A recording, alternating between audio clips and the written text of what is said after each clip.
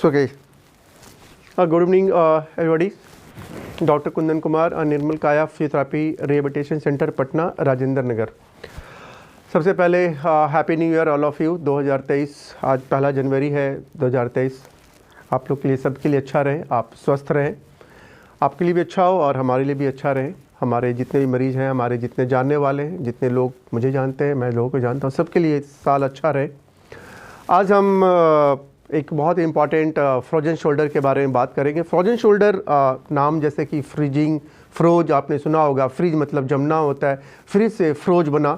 और frozen shoulder जिसमें बाजू, हम आमचल की भाषा में इसको बोलते हैं कि बाजू जम गया है, हमारा बाजू काम नहीं कर रहा है, बाजू लॉक कर गया है। इसको फिजियोथेरेपी में और मेडिकल टर्म में हम लोग पेरिआर्थराइटिस, कैप्सुलाइटिस और फ्रोजन शोल्डर के भी नाम से जानते हैं। एक्चुअली इसमें होता क्या है कि आप, हमारे पास ये पेशेंट भी हैं, हम की आपको ओपिनियन भी बताएंगे। हम इससे पहले आपको थोड़ा बता रहे हैं इसके बारे में कि इसमें क्या होता है कि आप शोल्डर ये देख रहे होंगे। नॉर्मली ये देखिए, शोल्डर का ये रेंज ऑफ मोशन देखिए, ये होता है, नॉर्मल ये होता है, मगर फ्रोजन शोल्डर में ये लॉक कर जाता है। ज़्यादातर वैसे मरीज जिनको शुगर होता है, डायबिटिक होता है, और कभी कभी नॉन डायबिटिक, ट्रॉमा, एक्सीडेंट्स के भी कारण और मल्टीपल्स अदर्स रीजन के कारण भी जो होता है, जो शोल्डर के जो हमारे मसल्स होते हैं, जो रोटेटर कफ मसल, जिसे कि 4 मसल इसके अंदर होते हैं रोटेटर कफ के अंदर में, जो मेडिकल स्टूडेंट होंगे वो जानते होंगे, सुप्रास्मैटस, इंफ्रास्मैटस और टेरिस्मानिस एंड सबस्कैपुलरिस। राइट मनीष? तो ये मसल के अंदर में एक लुब्रिकेंट होता है, एक प्रकार का लुब्रिकेंट होता है जो चारों मसल्स के बीच में, चारों से शोल्डर जॉइंट्स में वो हमारा सेक्रेट होते रहते हैं, और इसको वो लुब्रिकेंट करता है, जिससे स्मूथली ये हमारा ये ग्लाइडिंग होते रहता है, हमारा जो शोल्डर जॉइंट है वो मूव होते रहता है। मगर ऐसा देखा गया, ऐसा फाइंडिंग किया गया कि जो पेशेंट डायबिटिक होते हैं और अदर्स बहुत सारे कुछ भी मेजर ट्रॉमा वगैरह के कारण होने के कारण, किसी भी अदर रीजन के कारण, रिसर्च वर्क बहुत क्लियर नहीं आया कि ऐसा क्यों हो पाता है, बट ये इसका जो सेक्रेशन होता है, लुब्रिकेशन होता है, वो काफ़ी कम हो जाता है। और कम होने के क्या होता है, एक मसल जो होते हैं, जो कि लेयर ऑफ जो मसल होते हैं, एक दूसरे से स्टिक करने लगते हैं, एंड ग्रेजुअली धीरे धीरे ये प्रोग्रेस कर जाता है, और प्रोग्रेस करके ये काफ़ी ज़्यादा स्टिक हो जाता है। एक मसल दूसरे मसल से काफ़ी ज़्यादा कॉन्ट्रैक्ट करके काफ़ी चॉकिंग हो जाता है। मैंने पहले बताया कि कोई बीमारी यदि अर्ली स्टेज में थोड़ा हो तो वो कोई प्रॉब्लम नहीं होता है, मगर एज जैसे जैसे डिजीज़ प्रोग्रेस करता है तो काफ़ी कॉन्ट्रैक्शन और काफ़ी स्टिकिंग होने के कारण पेशेंट को काफ़ी प्रॉब्लम होता है। पेशेंट की जो बाजू हैं ये ऊपर नहीं जाएंगे, देन यहाँ पे हमेशा शोल्डर में पेन काफ़ी होते रहेगा, लगातार पेन होते रहेगा। ठंडा में ये पेन और भी ज़्यादा बढ़ जाता है। पेशेंट को कोई भी बाल झाड़ने में, यदि कोई लेडीज़ हैं, फीमेल हैं, तो उनको जो भी हमारे क्लोथिंग होती है वगैरह पहनने में, कपड़े उतारने में, कॉम्बिंग करने में, पानी पीने में, जो फंक्शनल एक्टिविटी होती है लाइफ की, वो इम्पेयरमेंट होने लगती है। पेन यहाँ से रेडिएट कर करके फिंगर तक आने लगता है, और पेन की इंटेंसिटी कभी कभी इतना ज़्यादा हो जाता है कि पेशेंट सारी रात नहीं सो पाता है। और जब ये ठीक हो जाता है तो ये कुछ भी नहीं है, मगर यदि ये धीरे धीरे इसको नहीं ट्रीटमेंट करें तो ये प्रोग्रेस हो करके बाद में ये हाथ, कभी कभी तो ये हमने ऐसा भी देखा है कि हाथ ऐसे हाथ में सट जाता है, समटाइम ये जो हाथ क्लोज आ जाता है, फिर ये सर्जिकल स्टेज में चला जाता है। फिर आप कितनी भी कोशिश कर लें, कितनी भी फिजियोथेरेपी कर लें, ये नहीं जाएगा, क्योंकि मसल इतना ज़्यादा सट जाता है कि आप थोड़ा सा भी जोर लगाते हैं तो मसल वो फट जाता है, मसल टीयर हो जाता है। उस कंडीशन में डॉक्टर लोग या ऑर्थोपेडिक सर्जन जो होते हैं, एनेस्थेसिया डाल करके उसको शोल्डर को बाहर करते हैं। 2-4-5 केसेस हमने भी ऐसा किया, हमने खुद नहीं किया, डॉक्टर ने किया, बट हमने उसको रिकवरी नहीं दे पाया उतना, तो मैंने सजेशन दिया कि आप उसको जाइए एनेस्थेसिया के लिए। मगर ये एक लास्ट स्टेज होता है, क्योंकि इसमें एक ये चैलेंज आता है कि यदि आप अंडर एनेस्थेसिया में पेशेंट को जब हम बाजू को बाहर करते हैं, तो पेशेंट चूँकि अंडर एनेस्थेसिया में होता है, तो डॉक्टर उस प्रेशर को, और पेशेंट उस प्रेशर को फील नहीं कर पाता है, और शोल्डर में इतना ज़्यादा प्रेशर कभी कभी लग जाता है कि मसल दोबारा वो फट जाता है, और ये एक बहुत बड़ा चैलेंज होता है। यदि मसल टीयर हो जाता है तो एक ग्रेटर अनदर एक बड़ा कॉम्प्लिकेशंस आ जाता है। तो इसीलिए ऐसे जितने भी मरीज हैं, जितने भी हमारे इसको हमारा देख रहे होंगे, हमारा ये मकसद है आपको इस बीमारी से अवगत कराना। यदि आप अर्ली स्टेज में आ जाते हैं, और फिजियोथेरेपी इसमें सबसे इंपॉर्टेंट है। आप कितनी भी दवाई खा लेंगे, कितने भी ऑइंटमेंट लगा लें, कितना भी आप ऑयल से मसाज कर लें, कुछ समय के लिए आराम मिलेगा, लेकिन जब तक ये बाजू को ओपन नहीं किया जाए, इन द सेंस जो लॉक हो गया उस लॉक को ओपन नहीं किया जाए, तब तक आपको आराम नहीं मिल सकता है। इसलिए एक क्वालिफाइड फिजियोथेरेपिस्ट के पास जाएं, अनट्रेंड के पास ना जाएं, क्योंकि इसमें कभी कभी देखा है हमने भाई, बहुत सारे पेशेंट ऐसे आए तो उसको अचानक से उसको झटका मार के खोलने की कोशिश किया और मसल फट गया है वो, और मसल शोल्डर जॉइंट डिस्लोकेट भी हो गया है। तो ऐसा एक दूसरा बहुत मेजर कॉम्प्लिकेशन आता है। तो आज हम इसकी मैनिपुलेशन बताएंगे। हमारे पास पेशेंट है, इनके भी थोड़ा सा ओपिनियन लेंगे, ये कैसा महसूस किए थे और भी कैसा महसूस कर रहे हैं। तो, थोड़ा सा आप उठ के बैठेंगे 2 मिनट। और मैं एंकोलाइजिंग स्पॉन्डिलाइटिस का पेशेंट हूँ और डायबिटिक भी हूँ। डायबिटिक भी हैं। हाँ, एंड बीपी का भी प्रॉब्लम है। तो ये 3 क्रॉनिक डिजीज से पीड़ित हूँ और 3-4 महीने पहले से ये प्रॉब्लम शुरू हुआ, पेन होना शुरू हुआ और अल्टीमेटली जो है सो एट सर्टेन एक्सटेंट के बाद जा करके ये जो है सो हमने रियलाइज़ किया कि ये हमारा हाथ जो है सो लगभग, आप जब मेरे पास आए थे मुझे याद है शुरू में, तो आपका हाथ ये यहाँ तक था, लगभग यहाँ तक ही उठा, और हमेशा आपको पेन बना रहता था शोल्डर में, काफ़ी ज़्यादा आपको पेन बना रहता था यहाँ पे। तो ये मैंने बताया ना कि आप डायबिटिक भी हैं, मैंने पहले भी बताया वीडियो में, डायबिटिक वाले को ज़्यादा होता है क्योंकि शोल्डर का जो मसल लॉक कर जाता है, राइट ना। तो ये फ्रोजन शोल्डर था। हम आप इसको मैनिपुलेशन करके, कैसे इसको मैनिपुलेशन करना है, आप हमारे वीडियो से इसको देखिए। मैंने फिजियोथेरेपी में पहले कभी बताया कि हर फिजियोथेरेपिस्ट के अपने अपने मेथड है, अपने अपने काम करने के तरीके हैं। जो आपको बेहतर लगता है, जो पेशेंट को बेहतर लगता है, आप उसको फॉलोअप कर सकते हैं। हम जस्ट एक बता रहे हैं कि ऐसे भी आप कर सकते हैं।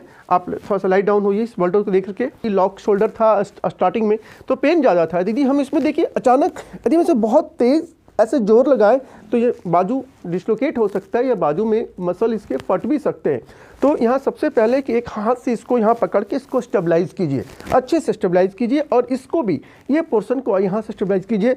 आप अपने इस पार्ट के से भी इस एल्बो में टच करके इससे भी और इसको स्टेबलाइज करके इसको ऑक्सीलेट कर सकते हैं। देखिए ऐसे पेशेंट को पेन हो रहा है मगर उतना ज़्यादा पेन नहीं होगा। यदि इसको हम छोड़ देते हैं और सीधे ऐसे डायरेक्ट पुश करते हैं तो ये पेशेंट को बहुत ज़्यादा पेन होगा। पेशेंट इस पेन को बर्दाश्त नहीं कर सकता है और मालूम होगा कि 2 दिन के बाद वो आना ही बंद कर दे।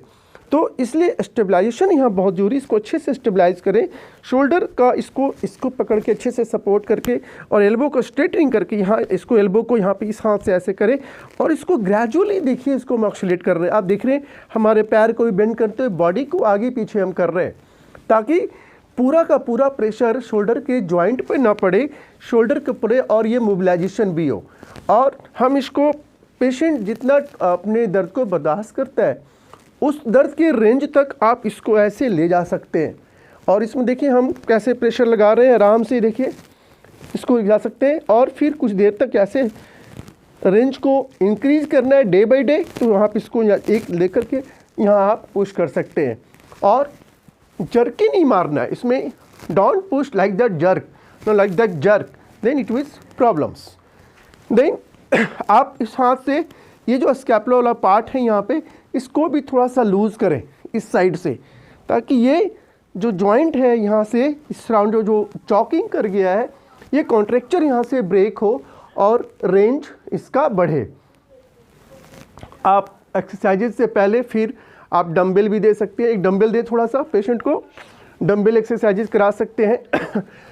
Hot pack therapy, electrotherapy, ultrasonic massage, cupping massage, laser therapy, ये सब का भी मॉडलिटी भी इस्तेमाल कर सकते हैं ताकि पेन जो है वो खासा कंट्रोल रहे। आप डंबल भी पेशेंट को दे सकते हैं, ऐसे दोनों डंबल दें और साथ में थोड़ा सा पेशेंट को बोलें ऐसे करने के लिए। और इसको आप जब बहुत दर्द हो तो आप खुद कराएं, फिजियोथेरेपिस्ट खुद कराएं ऐसे, और साथ में थोड़ा सा ऐसे आप एल्बो को स्ट्रेट करके पावर लगाएं। देखिए भी पेन हो रहा है, अभी हम ऐसे कर रहे हैं, आपको पेन हो रहा है, ऐसे पेन हो रहा है?